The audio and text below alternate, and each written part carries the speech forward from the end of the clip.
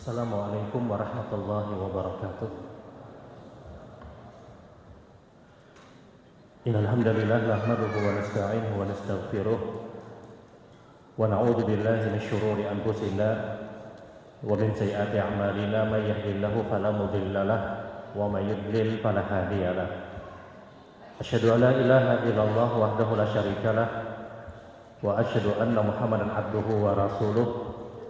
Allahumma shalli ala Muhammad wa ala ali Muhammad kama shallaita ala Ibrahim wa ala ali Ibrahim innaka Hamidum Majid. Allahumma barik ala Muhammad wa ala ali Muhammad kama barakta ala Ibrahim wa ala ali Ibrahim innaka Hamidum Majid. Ikhwanu fiddin, ibu-ibu, bapak, saudara-saudara jamaah salat maghrib dan salat isya insyaallah Masjid Al-Furqan rahimakumullah. Alhamdulillah, mari sama-sama kita bersyukur kepada Allah di kesempatan malam hari ini. Kita bersama dimudahkan oleh Allah untuk hadir di salah satu majelis dari majelis-majelis ilmu, di salah satu tempat terbaik di muka bumi, rumah dari rumah-rumah Allah Subhanahu wa taala. Satu tempat yang ketika ada orang beribadah di tempat tersebut, sebahagian dari amal ibadah yang diperintahkan kualitas pahalanya berbeda. Seperti duduk hadirnya kita pada majelis ilmu di masjid atau di rumah dari rumah-rumah Allah, itu pahalanya berbeda dengan duduk hadir pada majelis ilmu bukan di tempat rumah dari rumah-rumah Allah. Sebagaimana sabda Nabi sallallahu alaihi wasallam, "Man ghada ilal masjid la yuridu bi ilal khair yata'allama minhu ay yu'allimah falaysa lahu jazaa illa kal haji tama." Siapapun yang datang ke rumah dari rumah-rumah Allah, tidak ada niatan yang lain kecuali dia ingin mempelajari Al-Qur'an, ingin mempelajari hadis-hadis Nabi. Tidak ada motif yang lain kecuali hanya untuk berharap mendapatkan kebaikan. Maka sungguh kata Nabi, tidak ada balasan yang pantas kecuali dicatatkan pahala seperti pahala ibadah haji dengan sempurna. Dan ini salah satu keutamaan kebaikan yang terjadi di rumah dari rumah-rumah Allah Subhanahu wa taala. Walillahil hamd, segala puji milik Allah. Alhamdulillah, ini masjid luar biasa, Masya Allah. Ketika pembukaan mohon maaf belum tidak bisa berhadir, ada acara di lain. Dan kita doakan tentunya semua kebaikan kaum muslimin, dari infak, sedekah yang sudah mereka keluarkan, dari semua apapun yang telah dikerahkan, tenaga, pikiran dan yang lainnya, ini menjadikan catatan-catatan amal jariah. Setiap kebaikan yang terjadi di sini, orang yang pernah melakukan kebaikan di sini, dia terus mendapatkan pahala. Salat yang terjadi di sini, maka semua kaum muslimin yang pernah melakukan kebaikan untuk terbangunnya masjid Allah, dia terus mendapatkan aliran pahala. Kita duduk majelis ilmu di kesempatan malam hari ini, kaum muslimin yang infak, kaum muslimin yang sedekah, kaum muslimin yang memikirkan sehingga terbangunnya masjid ini, terus mereka mendapatkan pahala. Bahkan kita tidak bicara dulu ibadah yang kita lakukan. Ada orang yang datang ke sini misalnya hanya sekedar dia bernaung aja, misalnya hujan atau kepanasan, duduk misalnya di teras. Orang yang melakukan kebaikan di sini pun terus mendapatkan pahala. Karena setiap kebaikan yang dilakukan, yang dihadirkan untuk membangun rumah dari rumah-rumah Allah, ini amal jariahnya luar biasa. Nah, kalau perkaranya yang seperti ini, kalau kotak infak lewat, jangan dilihat aja. Karena seperti ini, mohon maaf, program masjid itu akan jalan kalau infak masjid itu macet. Tapi kalau infak masjidnya itu laju mana berjalan, programnya ngalih di jalan akan. Kotak infak itu kalau lambat jalannya, program masjid jalan. Tapi kalau kotak infaknya laju mana berjalan, sulit untuk takmir masjid, sulit untuk untuk menghadirkan tentunya kegiatan-kegiatan yang ada di rumah dari rumah-rumah Allah Subhanahu wa taala. Ya, kita saling tolong menolong. Ini rumah Allah Subhanahu wa taala. Kita harus punya semangat yang sama. Kebaikan apapun yang kita lakukan itu bernilai pahala di sisi Allah Subhanahu wa taala. Baik Bapak Ibu yang dirahmati Allah, kalau tidak salah pada kesempatan bulan yang lalu kita sudah membahas tentang salat sunnah rawatib, dan kita pada kesempatan bulan yang lalu punya fokus pada qobliyah zuhur, ba'diyah zuhur, dan qobliyah subuh. Karena ini dua jenis salat sunnah rawatib yang paling banyak menyita perhatian para ulama. Malam hari ini kita akan bersama dengan salat sunnah tahiyatul masjid. Salat sunnah tahiyatul masjid. Salat sunnah tahiyatul masjid ini adalah salah satu salat sunnah yang hukumnya sunnah muakkad, sunnah yang sangat-sangat diperintahkan. Bahkan para ulama hadis menyebutkan bahwasanya salat sunnah tahiyatul masjid dia mempunyai jalur riwayat hadis melebihi daripada jumlah salat sunnah rawatib. Salat sunnah tahiyatul masjid itu sampai disebutkan para ulama hadis lebih dari 20 periwayatan, sehingga dia masuk pada derajat mutawatirun lafzan wa makna. Secara mutawatir banyaknya para sahabat yang meriwayatkan. Salat sunnah tahiyatul masjid itu kalah jumlah hanya dengan tahajud saja. Kalau kita kumpulkan semua hadis-hadis bicara salat sunnah, maka hadis yang paling banyak membicarakan tentang perintah untuk melaksanakan salat tersebut adalah tahajud. Yang kedua kata para ulama adalah salat sunnah tahiyatul masjid. Baru kemudian salat sunnah rawatib. Jadi tahiyatul masjid ini salah satu salat sunnah yang penekanannya sangat kuat oleh Nabi Shallallahu Alaihi Wasallam. Bayangkan dia mengalahkan salat sunnah rawatib. Tahiyatul masjid itu hanya dikalahkan dengan salat tahajud. Jumlah hadisnya itu hanya dikalahkan dengan sholat tahajud. Sehingga kenapa Rasulullah SAW itu banyak sekali memerintahkan kepada para sahabat untuk tahiyatul masjid. Rasul bertemu satu sahabat, kata Rasul, kalau engkau masuk masjid sholat 2 rakaat. Bertemu lagi dengan sahabat yang lain, engkau masuk masjid jangan duduk sampai engkau sholat 2 rakaat. Dan sabda Nabi ini berulang terus sampai kurang lebih 20 sahabat yang ikut meriwayatkan hadis-hadis Rasul sallallahu alaihi wasallam. Sementara salat sunnah rawatib yang biasa kita lakukan, qobliyah zuhur, qobliyah subuh, qobliyah zuhur, ba'diyah zuhur, ba'diyah maghrib, ba'diyah isya. Kalau bicara jumlah, maka dia kalah dengan salat sunnah tahiyatul masjid.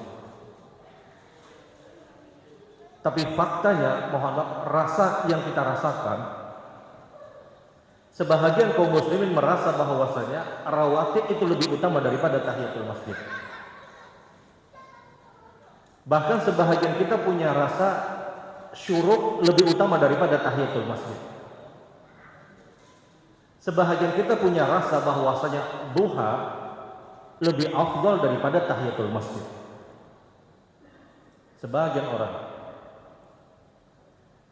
Padahal kalau bicara jumlah hadis, maka tahiyatul masjid itu mengalahkan rawatib, mengalahkan duha, mengalahkan syuruk, mengalahkan seluruh salat-salat sunnah kecuali hanya tahajud. Nah, kenapa Nabi Shallallahu Alaihi Wasallam itu banyak perintahkan untuk tahiyatul masjid setiap bertemu para sahabat? Sehingga kata para ulama, ada apa dengan tahiyatul masjid? Yang kalau kita sekali lagi bicara rasa, sebahagian kita punya rasa duha itu lebih utama. Sebahagian kita punya perasaan syuruk itu lebih afdal daripada tahiyatul masjid. Dan ini wajar. Kenapa lu katakan wajar? Karena tahiyatul masjid tidak bicara apa yang dia dapatkan ketika dia kerjakan tahiyatul masjid. Tahajud kita tahu ada keutamaan yang besar. Duha kita tahu ada fadilah yang sangat besar. 2 rakaat duha sama seperti orang yang bersedekah sebanyak 360 kali. Syuruk kita tahu hadisnya, orang yang mengerjakan syuruk dapat keutamaan, dicatatkan pahala umrah sempurna. Tapi tahiyatul masjid sama sekali tidak disinggung keutamaan apa yang dia dapatkan. Ini yang menyebabkan kita tidak punya rasa bahwasanya tahiyatul masjid itu tidak afdal, tidak lebih afdal dibandingkan Tuhan. Karena kita tidak mempunyai keutamaan apa yang kita dapatkan. Tapi yang menarik adalah ketika Nabi Shallallahu Alaihi Wasallam beliau menyarankan kepada umat, menyarankan kepada para sahabat, kepada kita untuk jaga yang namanya tahiyatul masjid. Sampai sekali lagi disebutkan 20 periwayatan lebih Nabi perintahkan untuk tahiyatul masjid. Sehingga kata para ulama, ada apa dengan yang namanya tahiyatul masjid? Dia punya jumlah hadis yang banyak, tapi dia tidak disebutkan keutamaannya. Beda dengan duha, beda dengan syuruk, beda dengan rawatib, beda dengan tahajud, beda mungkin dengan salat-salat sunnah yang lain yang dia punya keutamaan. Maka jawabannya kata para ulama, tahiyatul masjid adalah salat sunnah yang paling mudah untuk mendapatkan rahmat dari Allah. Kenapa kita masuk ke dalam masjid, masuk ke dalam rumah dari rumah-rumah Allah yang mengalir deras rahmat Allah Subhanahu wa taala. Bukankah kata para ulama ketika kita masuk masjid kita berdoa, Allahumma ftahli abwaaba rahmatik, ya Allah bukakanlah pintu-pintu rahmat-Mu untukku. Di detik kita masuk ke dalam masjid, maka malaikat mendoakan, Allahumma ighfir lahu, Allahumma tub alaih, Allahumma ighfir lahu, Allahumma arhamhu, Allahumma tub alaih. Ya Allah ampuni orang ini, ya Allah berikan pintu taubat untuk orang ini. Dalam hadis yang lain, ya Allah ampuni orang ini, rahmati orang ini, berikan pintu taubat untuk orang ini. Di detik kita masuk masjid, itu doa malaikat mengalir. Maka untuk benar-benar mendapatkan rahmat dari Allah, cara terbaik adalah dia kerjakan tahiyatul masjid. Dan kunci masuk surga itu kata Nabi, mutlak dia harus lebih dulu untuk mendapatkan rahmat dari Allah Subhanahu wa taala. Boleh jadi tahiyatul masjid yang kita kerjakan di satu kesempatan ini yang memang benar mendatangkan rahmat dari Allah Subhanahu wa taala. Ini rahasianya kata para ulama. Orang yang mengerjakan tahiyatul masjid, dia mudah sekali untuk mendapatkan rahmat dari Allah. Diawali dengan doa, Allahumma ftahli abwaaba rahmatik. Kemudian dia kerjakan tahiyatul masjid. Ini sebab kata para ulama kenapa Rasul sallallahu alaihi wasallam berulang untuk memerintahkan kepada para sahabat mengerjakan salat sunnah tahiyatul masjid. Nah, salat sunnah tahiyatul masjid. Benar memang ulama berbeda pendapat. Sebahagian ulama bahkan khususnya mazhab Az-Zahiriyah menyebutkan itu hukumnya wajib. Namun pendapat yang rajih tahiyatul masjid itu hukumnya sunnah muakkad. Ingat ini sunnah muakkad, bukan sunnah biasa. Bukan sunnah biasa. Ini sunnah muakkad, kedudukan hukumnya mengalahkan duha. Kedudukan hukumnya mengalahkan syuruk. Dia hampir setara dengan yang namanya qiyamul lail. Dia hampir setara dengan yang namanya salat tahajud. Tahiyatul masjid, kalau kita bicara kedudukan hukum, dia lebih daripada duha, lebih daripada syuruk. Dia hukumnya sunnah muakkad. Sunnah muakkad, sunnah yang sangat-sangat diperintahkan. Di antara bahasan fikih yang dijelaskan oleh para ulama berkaitan dengan salat sunat tahiyatul masjid, yang pertama adalah ketika kita masuk masjid, sementara kita juga ingin melaksanakan salat sunnah, taruhlah misalnya qobliyah subuh atau qobliyah zuhur misalnya, apakah tahiyatul masjid yang kita kerjakan itu cukup untuk kita meniatkan juga pada salat-salat sunnah yang lain? Wallahu pendapat yang rajih adalah tahiyatul masjid dia sendiri, sebagaimana juga salat sunnah rawatib dia sendiri. Kalau kita masuk masjid, ya sudah niatnya apa? Tahiyatul masjid.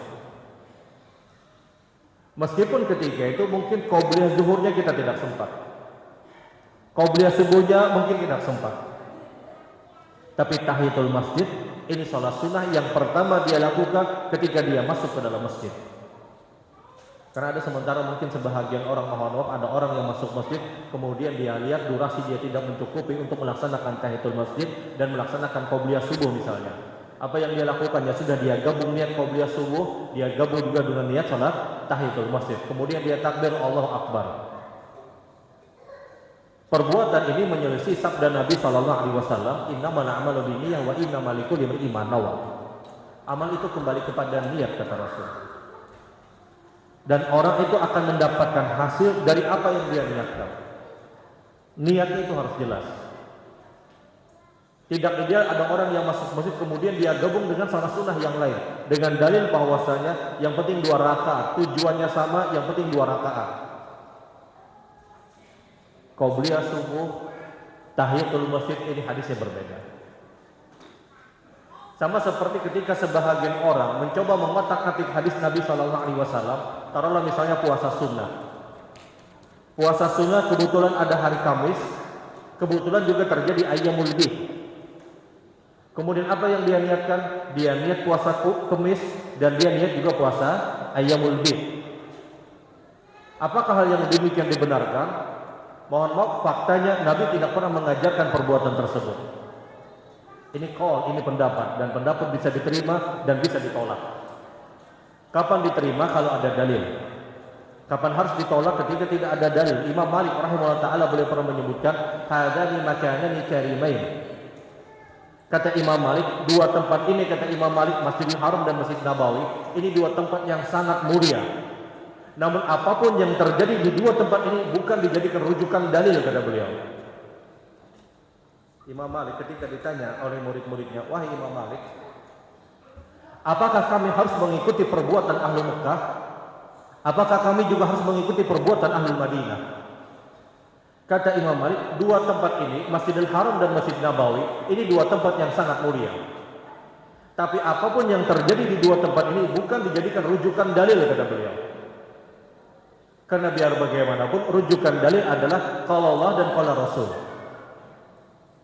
Benar memang ada orang yang berfatwa, benar memang ada orang yang berpendapat, bahkan kita tahu ini sebahagian ulama yang berpendapat ketika ada orang puasa Kamis, kemudian ada kebetulan terjadi ayyamul bid, dia bisa gabung 2 niat, kemudian dia berpuasa. Namun ini pendapat.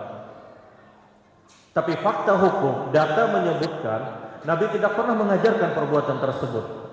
Apa kata para ulama? Kalaulah seandainya ini dilegalkan dalam tatanan syariat, dibenarkan dalam syariat kita, maka akan mereduplah sunnah-sunnah Nabi Shallallahu Alaihi Wasallam. Ada orang masuk masjid kemudian dia niat tahiyatul masjid. Tidak hanya tahiyatul masjid, dia niat qobliyah subuh. Tidak hanya qobliyah subuh, dia niat salat sunnah wudu. Tidak hanya salat sunnah wudu, dia niat salat sunnah antara adzan dan iqamah. Tidak hanya niat salat sunnah antara adzan dan iqamah, dia niat salat sunnah mutlak. 5 niat. Kalau 2 niat boleh, kenapa 5 niat tidak diperbolehkan? Ini yang kata para ulama, kalau kita boleh menggabungkan niat-niat sunnah pada satu amalan, itu akan meredupkan nilai sunnah yang lain. Orang akhirnya kholer sudah sembahyang, pada qobliyah subuh baikam yang sudah tadi ya sudah. Salat sunnah wudu sudah jawab belum ya? Dia hanya praktek pada satu amalan.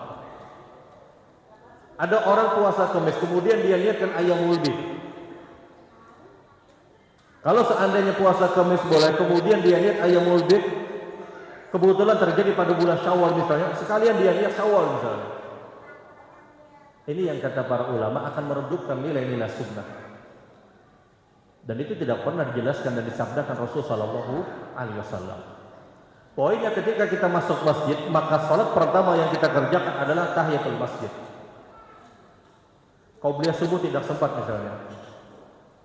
Apa yang kita lakukan? Kita punya solusi yang ditawarkan Rasul Shallallahu Alaihi Wasallam.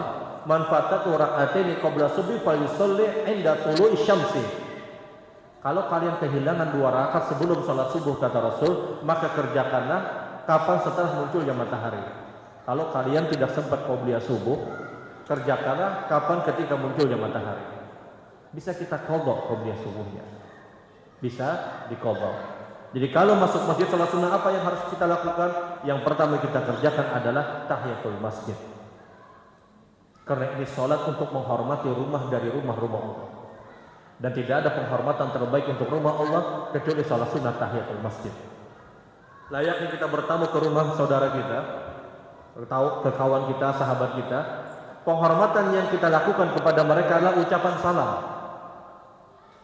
maka menghormati rumah Allah dengan melaksanakan salat sunat tahiyatul masjid. Kemudian yang kedua yang dibahas oleh para ulama adalah ketika bicara salat sunat tahiyatul masjid. Kadang kita masuk masjid, pada saat kita masuk masjid, adzan dikumandangkan. Adzan dikumandangkan. Apa yang harus kita lakukan? Apakah kita jawab adzan dulu kemudian kita salat sunat tahiyatul masjid, atau kita langsung melaksanakan salat sunat tahiyatul masjid? Kedua-duanya dibenarkan dan diperbolehkan. Namun ini hanya sekedar mempertimbangkan keadaan. Ini hanya bicara sikap hukum yang mungkin berbeda. Ada sebagian orang masuk masjid, adzan dikumandangkan, dia salat tahiyatul masjid. Apakah salah? Tidak salah. Karena dia mengacu kepada hadis Rasul, kalau engkau masuk masjid, salat 2 rakaat kata Rasul. Sebahagian ulama lain menyebutkan bahwasanya dia tunggu dulu selesaikan adzan. Adzan selesai, baru dia mengerjakan salat sunnah tahiyatul masjid. Zahirnya mohon maaf, mayoritas ulama lebih menyukai orang itu jawab adzan dulu, kemudian baru dia melaksanakan salat sunnah tahiyatul masjid. Kenapa? Pertimbangan pertama, kalau kita langsung salat sunat tahiyatul masjid pada saat adzan dikumandangkan, kita akan sangat sulit untuk mendapatkan kekhusyukan di dalam sholat, karena suara adzan itu nyaring. Bandingkan dengan orang yang selesaikan adzan kemudian baru dia sholat. Pertimbangan kedua kata para ulama, pada saat kita langsung mengerjakan salat sunat tahiyatul masjid, di saat adzan dikumandangkan, maka kita hanya dapat pahala salat sunat tahiyatul masjid.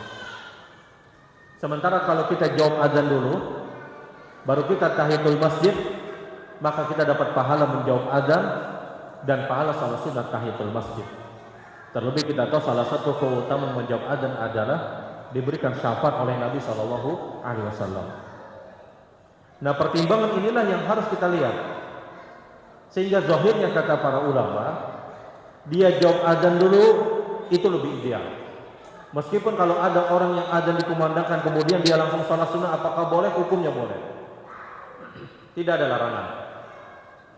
Adzan dikumandangkan dia langsung salat sunnah, apakah boleh? Boleh. Tapi menjawab azan dulu kemudian dia salat sunnah, mayoritas ulama menyebutkan ini lebih disukai, karena kita bisa dapat pahala yang besar. Kemudian kita kerjakan tahiyatul masjid, dan tahiyatul masjid tidak gugur hukumnya selama orang itu berdiri. Selama kita berdiri, tahiyatul masjid tidak gugur hukumnya, masih secara hukum dia boleh melaksanakan tahiyatul masjid. Nah, khilaf yang cukup kuat adalah ketika terjadi pada hari Jumat. Ini khilaf yang cukup kuat. Adzan Jumat dikumandangkan, kemudian dia masuk masjid. Apakah dia langsung kerjakan tahiyatul masjid atau dia selesaikan untuk menjawab adzan? Ini khilaf cukup kuat. Memang kalau hendak berhitung nang nyaman itu bersungsung ke masjid, nang paling nyaman. Tapi kadang ada satu keadaan azan Jumat dikumandangkan kemudian kita masuk ke dalam masjid. Maka apa yang didahulukan? Ini ulama berbeda pendapat, maka ini perbedaan yang sangat kuat. Sebagian ulama menyebutkan bahwasanya dia langsung tahiyatul masjid. Alasannya apa? Alasannya mendengarkan khutbah Jumat itu hukumnya wajib. Maka kalau seandainya dia salat sunat tahiyatul masjid, dia punya resiko dia tidak sempat atau tidak sempurna mendengarkan khutbah Jumat, maka berlakulah hukum sunnah dengan hukum wajib. Di satu keadaan dia harus kalahkan perkara sunnah, sehingga dia dahulukan dulu tahiyatul masjid agar apa? Agar dia sempat untuk mendengarkan khutbah Jumat. Ini pendapat pertama. Pendapat kedua menyebutkan tetap dia jawab azan, kemudian baru dia salat sunnah tahiyatul masjid. Ini khilaf. Kenapa sampai muncul pendapat ini? Padahal kita tahu mendengarkan khutbah itu hukumnya wajib. Alasannya adalah hadis Nabi Shallallahu Alaihi Wasallam yang diriwayatkan oleh Imam Muslim. Ketika Rasul Shallallahu Alaihi Wasallam berkhutbah pada hari Jumat, Nabi sedang berkhutbah. Ja'a Sulaik al-Ghatafan, masuklah sahabat Nabi bernama Sulaik al-Ghatafan. Ketika Sulaik al-Ghatafan mendapatkan Nabi sedang berkhutbah pada hari Jumat, Sulek itu akan duduk karena dia berpikir mendengarkan khutbah itu hukumnya wajib, tahiyatul masjid itu hukumnya sunnah. Pada saat Sulaik Al-Ghatafan itu akan duduk, Rasulullah putuskan khutbah beliau. Rasulullah berhenti di khutbah. Kemudian Rasulullah berkata kepada Sulaik, "Ya Sulaik, sholli rak'ataini khafifatain." Wahai Sulaik, kata Rasulullah, salatlah engkau 2 rakaat dengan 2 rakaat yang ringan. Kemudian Rasulullah bersabda, "Idza dakhala ahadukumul masjid wal imamu yakhthub wa lam tusalli rak'ataini fatusalli rak'ataini khafifatain."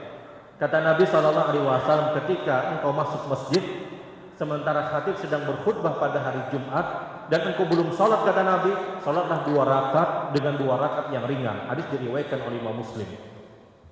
Hadis inilah yang dijadikan dalil pendapat para ulama. Kenapa ada sebahagian ulama yang menyebutkan dia dengarkan dulu azan kemudian dia sholat 2 rakaat. Kalaulah seandainya mendengarkan khutbah itu memang hukumnya wajib, sehingga mengalahkan tahiyatul masjid, maka Nabi ketika itu tidak perintahkan Sulaik Al-Ghatafan untuk sholat. Sulaik Al-Ghatafan itu datang masuk masjid, Nabi sedang berkhutbah. Di tengah-tengah khutbah Nabi berhenti. Rasulullah perintahkan Sulaik sholat 2 rakaat.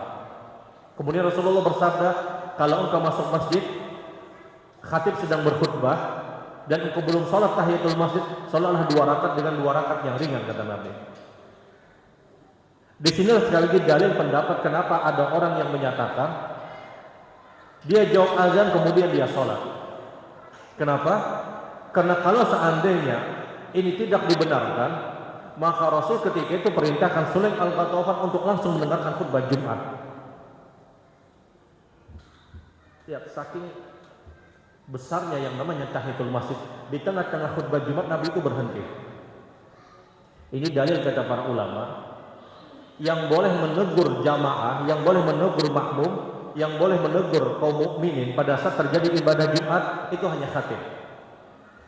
Kadang terjadi keributan, kemudian ditegur.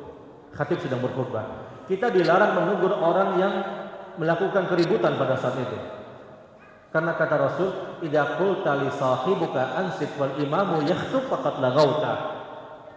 Kalau khatib sedang berkhutbah, kemudian terjadi keributan, maka kata Rasulullah, jangan engkau tegur. Siapa yang menegur dengan ucapan, "Diamlah kalian," maka yang menegur tersebut pun kata Nabi telah menyia-nyiakan Jumatnya dia, telah menyia-nyiakan pahala Jumatnya dia. Kadang pada saat khatib berkhutbah, kemudian terjadi keributan, ada sebahagian orang yang tidak tahu, dia tegur orang tadi, berdiaman ya, khatib sedang berkhutbah. Nang bepadah nang berdiaman ini pun kata Rasulullah, faqad laghauta, dia telah melakukan perbuatan sia-sia. Apalagi nang ribut tadi. Karena yang berhak untuk menegur itu adalah khatib. Makanya ketika Nabi SAW sedang berkhutbah pada hari Jumat, Sulaik Al-Ghatafan ketika itu akan duduk. Rasulullah berhenti dari khutbahnya, beliau tegur, "Ya Sulaik, salat 2 rakaat."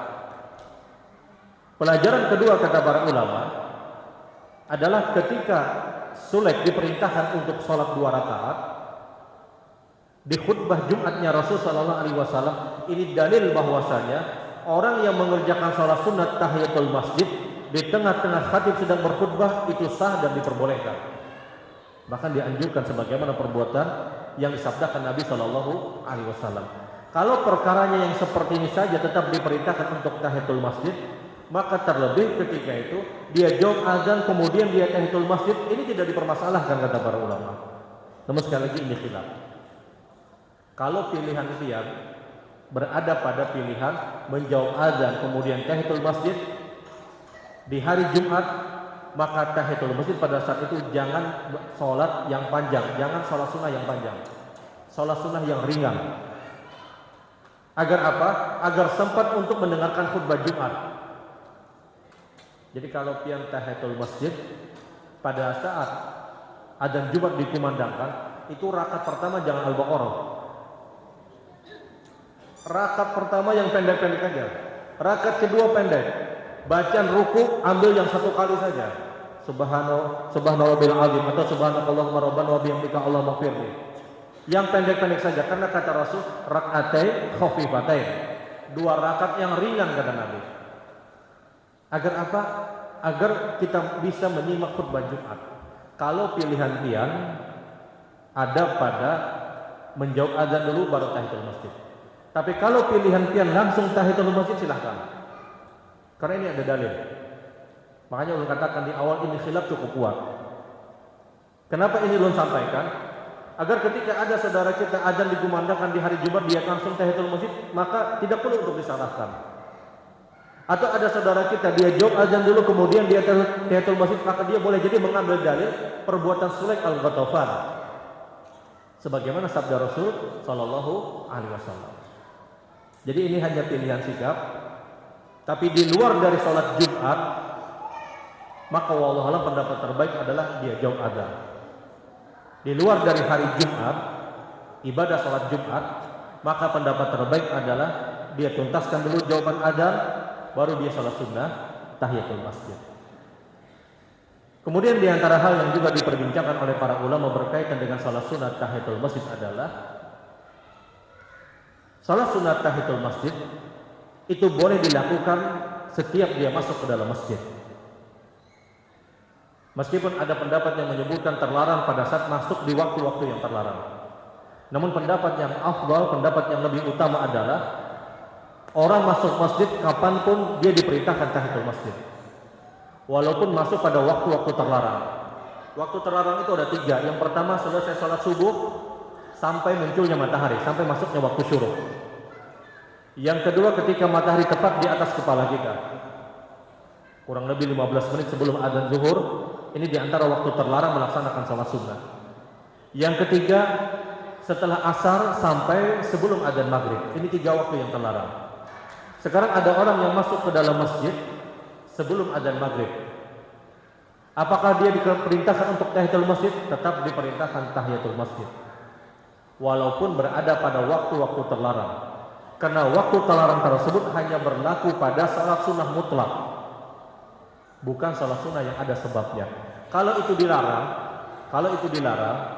maka tidak diperkenankan orang melaksanakan salat jenazah setelah salat asar.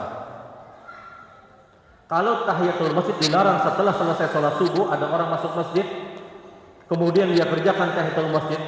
Kalau ini dilarang, maka tidak boleh orang tersebut melaksanakan salat jenazah setelah salat subuh. Pelarangan yang dilarang Nabi untuk melaksanakan sholat sunnah itu adalah larangan berkaitan dengan sholat sunnah mutlak, bukan sholat sunnah yang ada sebabnya. Sehingga kalau orang itu masuk masjid, ya sudah dia tahiyatul masjid. Kapanpun waktunya disyariatkan untuk tahiyatul masjid. Kecuali khilaf para ulama berkaitan dengan Masjidil Haram. Apakah di dalam Masjidil Haram itu ada sholat sunnah tahiyatul masjid atau tidak? Karena Rasul Shallallahu Alaihi Wasallam setiap masuk masjid beliau mengerjakan tawaf. Setiap masuk Masjidil Haram, maka yang pertama dilakukan Rasul Shallallahu Alaihi Wasallam adalah tawaf. Sehingga kata para ulama, tawaf itu adalah pengganti tahiyatul masjid. Nabi tidak pernah tahiyatul masjid di dalam Masjidil Haram. Nabi setiap masuk Masjidil Haram beliau tawaf. Sehingga tawaf itu dikatakan pengganti tahiyatul masjid yang ada di Masjidil Haram. Masalahnya adalah tidak semua kita mampu untuk tawaf di 5 waktu sholat. Tidak semua kita bisa tawaf di 5 waktu sholat. Masuklah kita ke masjid, sementara tawaf kita tidak punya kemampuan. Apakah tahiyatul masjid berlaku untuk orang tersebut? Di sini khilaf para ulama. Hukum asalnya, orang masuk Masjidil Haram, hukum asalnya yang pertama dia lakukan tawaf. Hukum asalnya, dan tawaf pengganti tahiyatul masjid di Masjidil Haram. Masalahnya adalah tidak semua orang mampu untuk tawaf di 5 waktu sholat karena berat. Kita masuk Masjidil Haram, sementara kita tidak mampu untuk tawaf. Apakah pilihan kita tahiyatul masjid atau kita tidak melaksanakan tahiyatul masjid?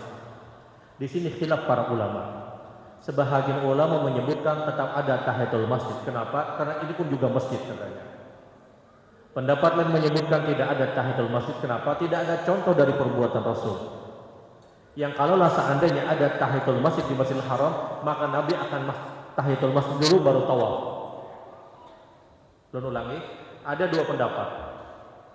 Kalau kita bukan orang yang mampu untuk tawaf, kita masuk ke dalam Masjidil Haram, apa yang kita lakukan? Apakah tahiyatul masjid atau tidak tahiyatul masjid? Sebahagian ulama menyebutkan dia tahiyatul masjid. Dalilnya apa? Ini masjid, secara umum juga masjid, sehingga setiap masuk masjid ada perintah tahiyatul masjid. Pendapat kedua menyebutkan tidak ada tahiyatul masjid di dalam Masjidil Haram. Kalaulah seandainya ada tahiyatul masjid di dalam Masjidil Haram, maka Nabi akan tahiyatul masjid dulu baru beliau tawaf. Tapi dalilnya adalah Nabi masuk Masjidil Haram boleh langsung tawaf, sehingga tidak ada tahiyatul masjid di dalam Masjidil Haram. Menurut pendapat kedua tadi. Wallahu a'lam. Solusi terbaik kata para ulama, dia salat saja 2 rakaat. Niatnya apa? Dia niatnya salat sunnah mutlak. Ini lebih umum. Karena tahiyatul masjid tidak disebutkan dalil pada saat kita bicara Masjidil Haram. Sementara melepas salat sunnah sayang. Sehingga yang dia kerjakan niatnya salat sunnah mutlak. Karena Masjidil Haram satu-satunya masjid yang tidak berlaku larangan Rasul sallallahu alaihi wasallam kapanpun dia inginkan untuk sholat. Sebagaimana sabda Nabi sallallahu alaihi wasallam, la tamna'u ahadan tawafa bihadzal bait aw yusalli bihadzal bait bi aisya'in waqtu laila aw nahara. Janganlah kata Nabi sallallahu alaihi wasallam engkau melarang seseorang untuk tawaf di Masjidil Haram.